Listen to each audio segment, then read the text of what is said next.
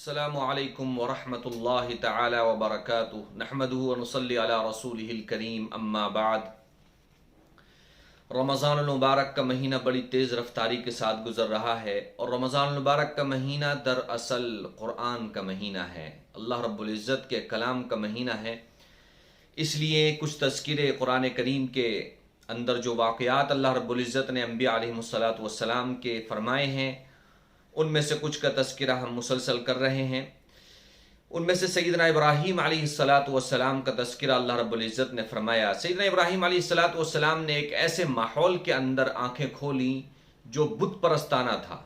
ان کے والد آزر صرف یہی نہیں کہ خود بت پرست تھے اور اس طرح باطل معبودوں کی عبادت کرتے تھے، بتوں کی عبادت کرتے تھے، بلکہ بتوں کو بناتے تھے اور اسے بازاروں میں فروخت کرتے تھے، یعنی خود بھی عبادت بتوں کی کرتے تھے اور دوسروں کو بھی اس پر آمادہ کرتے تھے اور اس کے لیے راستے ہموار کرتے تھے۔ سیدنا ابراہیم علیہ الصلاۃ والسلام نے ایک مرتبہ اپنی قوم سے اور اپنے والد صاحب سے پوچھا کہ ما هذه التماثيل التي انتم لها عاکفون، یہ جو تمہارے معبود ہیں، یہ جو بت ہیں تم جن کی عبادت کرتے ہو، یہ کیا ہے، یہ عبادت کیسی ہے؟ تو ان سب نے کہا قالوا وجدنا آباءنا لها عابدین، ہم ان معبودوں کی اور ان بتوں کی عبادت اس لیے کرتے ہیں کیونکہ ہمارے آبا و اجداد نے، ہم نے اپنے آبا و اجداد کو اسی طرح ان کی عبادت کرتے ہوئے دیکھا ہے۔ یہ چھوٹی سی آیت ہے اور چھوٹا سا واقعہ ہے، لیکن اس کے اندر بڑی حکمتیں ہیں۔ باپ بیٹا جو ہے وہ ہمیشہ اپنے باپ کو فالو کرتا ہے، اچھائی کے اندر بھی اور برائی کے اندر بھی، حتیٰ کہ چال ڈھال کے اندر، حتیٰ کہ بول چال کے اندر، حتیٰ کہ انداز گفتگو کے اندر۔ باپ جیسا ہوگا اس کا بیٹا ویسے ہی بننے کی کوشش کرے گا۔ باپ اگر اچھا ہے تو بیٹا بھی اچھا بننے کی کوشش کرے گا، اور باپ اگر برا ہے تو بیٹا بھی برا بننے کی کوشش کرے گا۔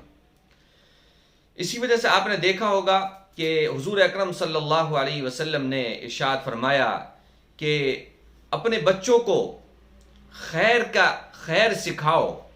اور اللہ کے نبی صلی اللہ علیہ وسلم نے فرمایا ورث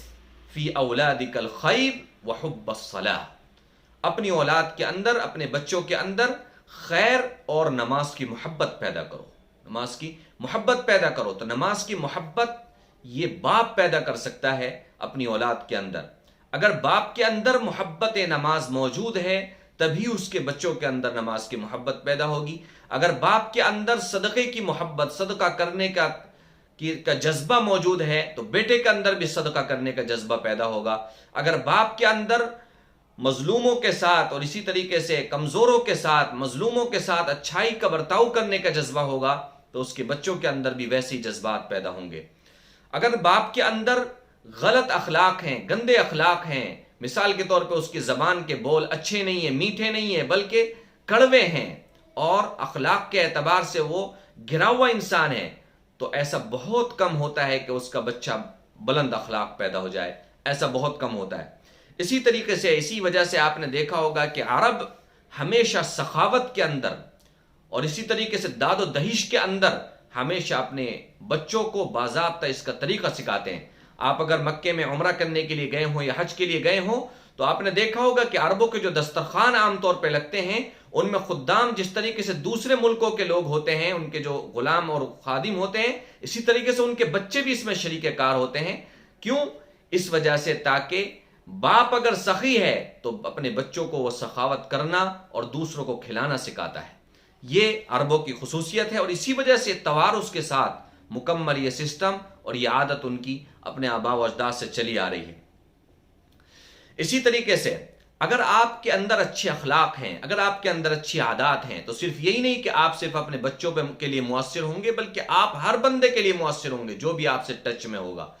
آپ مثال کے طور پہ کسی آفس کے اندر ہیں، اب آپ نے آفس میں آپ کے اور بھی مسلمان ہیں اور بھی دیگر لوگ ہیں، اب آپ نے وہاں پہ نماز پڑھنا شروع کر دی، تو ابھی تو آپ نے تنہا شروع کی، چند دن بعد آپ دیکھیں گے کہ ایک دو بندے آپ کے ساتھ اور شریک ہو گئے، اور اخیر سال تک آپ دیکھیں گے کہ کئی سارے بندے آپ کے ساتھ شریک ہو گئے۔ اسی طریقے سے آپ نے آفس کے اندر میٹھے بول بولنا شروع کیے، اچھے اخلاق سے لوگوں سے بات کرنا شروع کی، اور میٹھے بول، میٹھی باتیں کرنا شروع کی، تو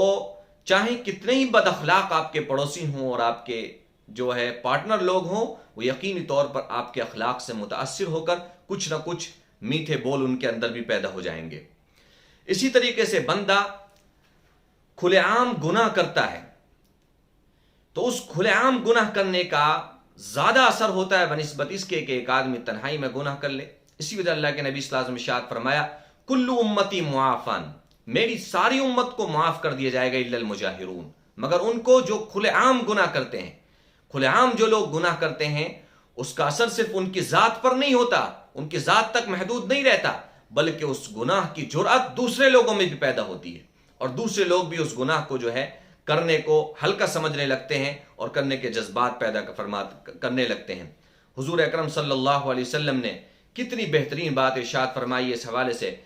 الا کلکم راعٍ وکلکم مسئول عن رعیتی، اچھی طرح یاد رکھو تم میں سے ہر ایک ذمہ دار ہے اپنے ماتحت افراد کے لیے۔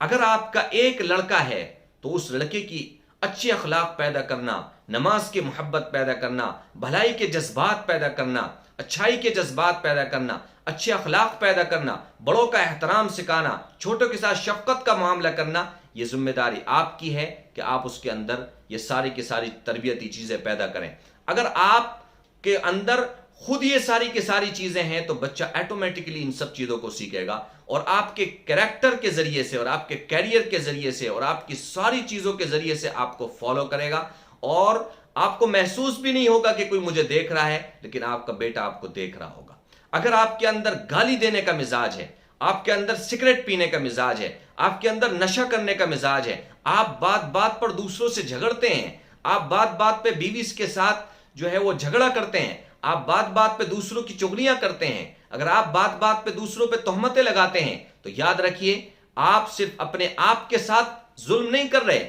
بلکہ آپ آئندہ جو آپ کی نسل ہے، جو آپ کا بچہ پیدا ہو چکا ہے، جو آپ کی بچی پیدا ہو چکی ہے، آپ اس کے اندر بھی اپنی یہ گندی عادتیں منتقل کر رہے ہیں۔ آپ نہیں چاہتے کہ میرے بچوں کے اندر یہ عادت پیدا ہو، لیکن اللہ نے نظام ہی ایسا بنایا ہے کہ جیسی عادتیں آپ کے اندر ہوں گی ویسی عادتیں آپ کے بچوں کے اندر ایٹومیٹکلی منتقل ہو جائیں گی۔ اس وجہ سے آپ اچھے اخلاق والے بنیے تاکہ آپ کے بچے بھی اچھے اخلاق والے بنیں۔ آپ نماز سے تعلق پیدا کریے تاکہ آپ کے بچوں کے اندر بھی نماز سے تعلق پیدا ہو۔ آپ اچھی لوگوں کے ساتھ معاملات رکھیے، اچھے لوگوں کے ساتھ صحبتیں اٹھائیے تاکہ آپ کے بچے بھی اچھے لوگوں کے ساتھ صحبتیں اٹھائیں، اچھے لوگوں کے ساتھ دوستی کریں، اچھے لوگوں کے ساتھ تعلق کریں۔ یاد رکھیں جیسے آپ ہوں گے ویسے آپ کے بچے ہوں گے۔ اگر آپ گالیاں دے رہے ہیں اور غلط اخلاق اپنا رہے ہیں تو اس کا مطلب یہ ہے کہ آپ اپنے بچوں کے اندر بھی غلط اخلاق پیدا کرنا چاہ رہے ہیں۔ اللہ رب العزت ہمیں اچھے اخلاق پیدا کرنے کی اپنے اندر توفیق عطا فرمائے